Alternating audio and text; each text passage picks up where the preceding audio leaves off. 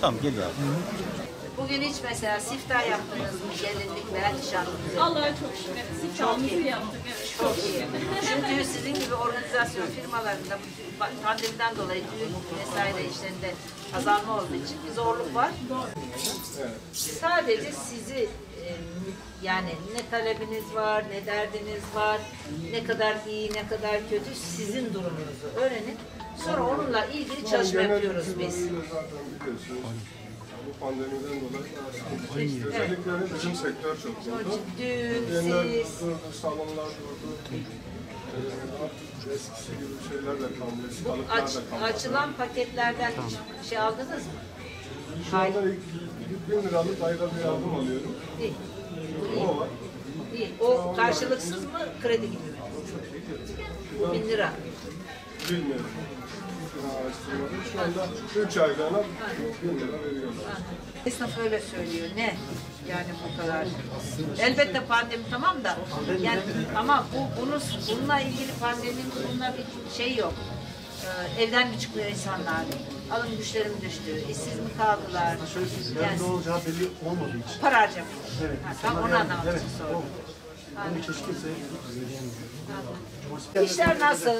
Allah'a şükür. Valla sıkıntılarımız biliyorsunuz zaten var. Biliyorum. Ama elden geldiğince işte çalışıyoruz. Evet. Farklı alternatifler bulmaya çalışıyoruz kendimize.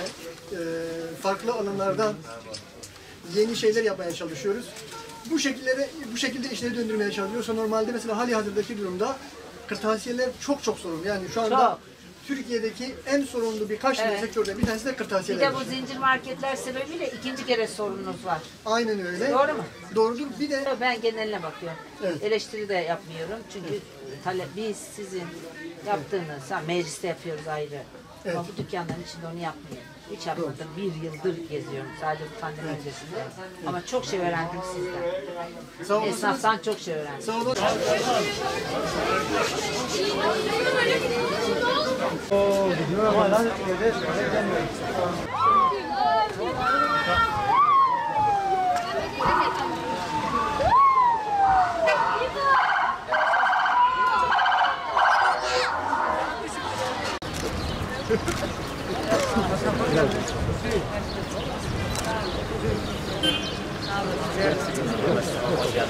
Buralarda denilen şu, ya sizlerin söylediğini söylüyorum ben. Pek fazla mama vermiyoruz ama mamalarda bir kısıtlama var.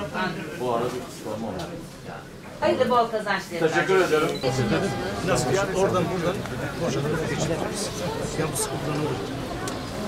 Önce ne iş yapıyordunuz? Ben televizyoncuğum, şu anda millet temsil ediyorum. Maalesef televizyonda zaten bende yok. Öyle. Sağ Çok olsun. zor. Sıkıntı tamam. Çocuklar kaç yaşında? Kız üniversite bitirmiş. İş yok. İş yok. Ben bir yıldır esnaf geziyorum. Esnaf gezerken mesela bu kapıdan içeri girdiğim zaman iktidarı yermiyorum. Kendi partimizi övmüyorum. Sadece özne sizsiniz, sizle ilgili konuşuyoruz. Dolayısıyla da sizin sesiniz olmaya çalışıyorum. Yani seçim zamanı gelecek, bütün siyasi partiler gibi benim arkadaşlarım gelecek. Sizi ikna edebilirlerse oy alacaklar. Edemezlerse oy vereceksiniz, amenna.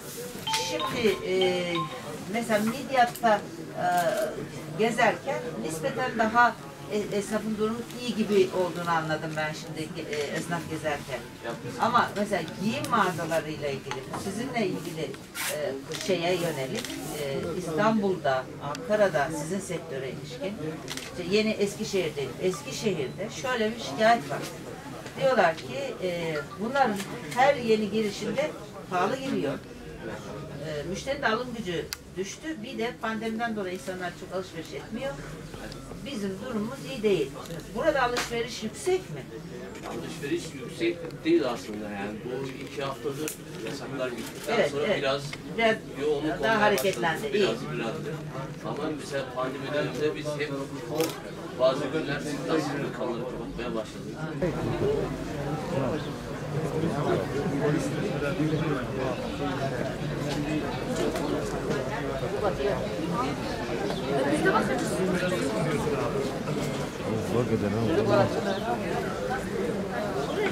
Ben aracıma gittim.